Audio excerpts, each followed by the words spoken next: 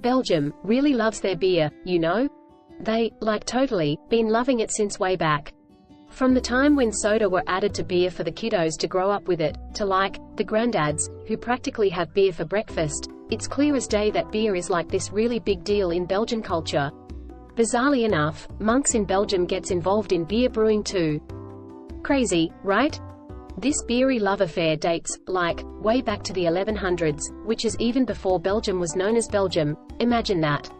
Over centuries, and this beer tradition has, kind of evolved, leading to a steady flow of, like, innovative practices, resulting in an ever-growing assortment of refined, diverse beer selections that the locals basically considers as the god's potent brew, or something along those lines. Spontaneous fermentation. Lambic is this name as they call it in Belgium. For them they're spontaneously fermentation beers. A thing, they've been brewing since around, 14th century. Now this here, it ain't a process that is exclusive just to Belgium, but they're sort of the pioneers, if you will, making the modern form of this spontaneous fermentation. They get those normal beers usually with three things: malt, hops, and yeast. Sweetness come from the malt, the hops they give the bitter taste, and the yeast, now that's what ferments the everything into alcohol. The farm brewery. In tiny hamlet of Tildonk, that's far out in the fields, father and son duo, Andre and Dries Janssens, run what is arguably one of the most distinctive breweries in the world, Hof ten Dormaal. What began, quite simply, as a common barley farm, slow and steady, it evolved into a globally operating brewery business. They were in search of methods to optimize their farm and ended up setting up a mini brewing operation to take care of their surplus barley. After that, they have decided to grow their own hops and stop buying them. From there, they sort of, decided on a unique model. Every aspect of their beer would be something that's either manufactured or grown right on their own farm. They then started bottling their finished beers by the haystacks. They set up an advanced bottling line, and they managed to cap 2,000 bottles of their farm-made brews every hour cause they have a great team. Even when they've started exporting around 90% of their production to eager buyers in the US, the Janssens was still not satisfied. They fancied aging a few of their beers. Barrels are like sponges soaking up love. This doesn't make much sense, but isn't it a beautiful thought? Remember, in the rhythm of rain, every barrel sings a different song. And that, as they say, is where the story just started. Trappist beer. In the Silent Halls Trappist monastery from the 17th century is a dark brooding. Known as the Trappists, the order of Cistercians of the strict observance, a monastic order that literally puts their salvation in the work of their own hands. It's all about 'em and the beer. They aren't under an official oath of silence, but the Trappist monks keeps chat to a need-to basis, and you must believe any word that makes fun of someone else is a full-blown sin.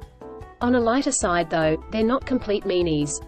Interestingly, in spite of their religious bonds, there's this complex process where Trappist monks manage to brew some of the most no-joking beers in the world. Like, how many Trappist breweries are out there? The answer is 10, and shockingly Belgium houses 6 of those. Towards the city of Ypres, ain't far is where West Vlaanderen 12, a Trappist beer is brewed. People often label it like, the best beer on the planet. You know what's funny? The Trappist spendings for the beer, all gets returned to their abbeys, living poverty because of vows they took. Pretty intense, right? Of course, 17th century monks knew how to party. The longest bar in the world. There's a local saying associated with a square, officially being called the Oude Markt, and it's in Leuven. The market itself, it's basically a long, open courtyard type with a business line running along one side of his. Now, you may be curious, why it's referred to like the longest bar in Europe? Well, to simply put, more than 40 of those running businesses are bars. But let's clear up a thing, it's not really the longest bar in the world. Neither in Europe. Most of them are named by the local generations, who grown up with the phrase and just want to keep it tradition alive into their hometown. Yet in any case, the Oude Markt, it is a unique spot one could visit. Not to forget, one of the bars known as the Domus is even being supplied directly by a pipeline from its nearby brewery. So moving on, what's there on the other side of this square? Surprisingly, it's a university. I mean, who puts a bar and a university together, right? You will get this view in many parts of Belgium, especially Leuven, where college students get beers for like €1 just as a gratitude sign from the brewers, making them their best customers. In conclusion, we announce the squirrels of the area are happy. That's not relevant, is it? But well, they're most likely to be. Can you imagine how much dropped food there must be for them? Beer cocktails. Jürgen Bollian and his brother, Stephen, joint own the Taste M, a tiny little bar, attached right onto the frontage of an art gallery in Leuven. Now, how'd you describe a beer cocktail is basically whatsoever Jürgen feels like adding in it. But, you are safe here. As he's working, he clarifies each ingredient's role in the drink. Sweetwood, a type of licorice for a sharp taste, tonic for a bitter middle taste, a couple of gin shots for power. A Corlier 28 triple bottle for the beer and ice to provide a diverse flavor. He elaborates that as the ice is melting and the sweetwood seeping in the drink, the flavor changes and make each sip slightly dissimilar. Afterwards, he then tours around the table to pour extra gin in everyone's glass with a stern exclamation, "Drink more." That's only one cocktail. Jürgen has concocted hundreds of unique beer cocktails recipes, each for emphasizing different taste. One of such goals is to defy the stigma that beer is prioritized as a man's beverage. In his own terms, beer is everyone's favorite, find the one that suits you. They claim, "I don't enjoy beer." However, I retort, no, actually you haven't liked the beers you have tasted till now. His aim is to find every person's ideal beer. Certainly, a man of appreciable purpose, if you ask me. His cat surely likes beer too, but that's another entirely different story, isn't it? World's largest beer menu. The current holder, for the Guinness World Record of most beers on the menu is, Delirium Café. It sits pretty in Belgium's heart, the capital city of Brussels.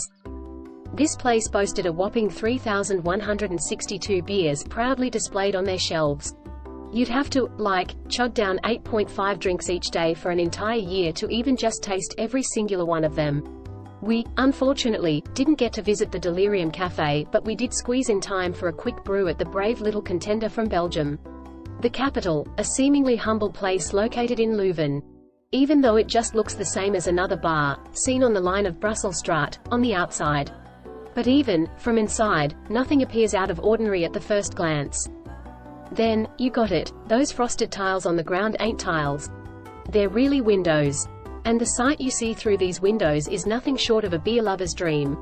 It's a whole lower level F loaded with row upon row of beers placed neatly on shelves, standing solemnly like the Chinese terracotta warriors. Here's how things roll here. When a customer orders a beer, the waitress passes the order to the capital's basement.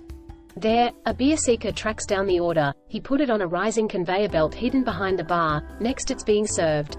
Dragons ain't real, but it's true, this might take a bit longer than a typical bar, but what of a few more minutes when you get the chance to drink from a selection of thousands of beers, a lot of them probably unheard of. A glass for every beer. Every beer, it does comes with a uniquely crafted glass from which to drink it like dolphins in the ocean. This is not a suggestion. It's a fundamental rule. When you're ordering a new beer, your previous glass will be taken away, so a new goblet is placed to lay its crystal stern. The glass styles are cut split about equal between the common beer mug style, pints, steins, and ample supply of wine flutes. A specific beer even comes in a bowl, or did it come in a bowl? The concept of utilizing a specific glass for every beer is so rampant in the region that a large number of breweries initiate a new recipe by firstly creating the glass.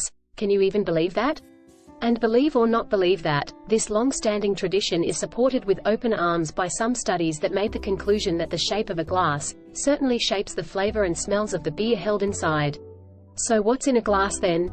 That's question a really good one. Apparently large measures. We're just easygoing as long as one of those measures be a beer. We'd love to make Marie Van Hellemont of Leuven leisure thanking for the educationally beer tour on our first day in land.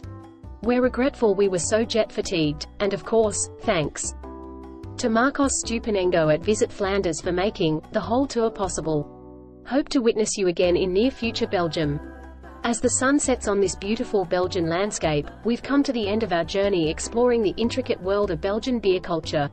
From centuries-old breweries to innovative craft beer bars, Belgium offers a truly unique experience for beer enthusiasts around the globe. So whether you're savoring a traditional Trappist ale brewed by monks or sampling a fruity lambic in a cozy pub, remember that each sip tells a story of craftsmanship, tradition, and passion. So go ahead, raise your glass and toast to the rich tapestry of flavors that Belgium has to offer.